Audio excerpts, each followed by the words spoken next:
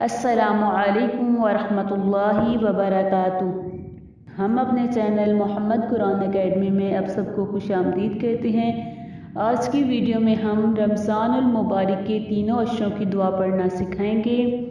تو رمضان کے پہلے اشر کی دعا یہ ہے، رب اغفر وارحم وانت خیر الراحمین۔ ترجمہ، اے میرے رب، میری خطائیں معاف فرما اور مجھ پر رحم کر، اور تو سب رحم کرنے والوں سے بڑھ کر رحم کرنے والا ہے۔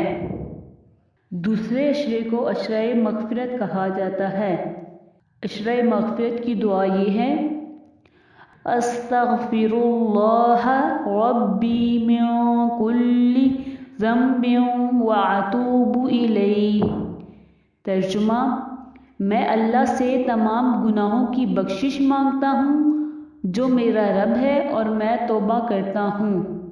رمضان کے تیسرے عشرے کی دعا، اللہم اجرنی من النار۔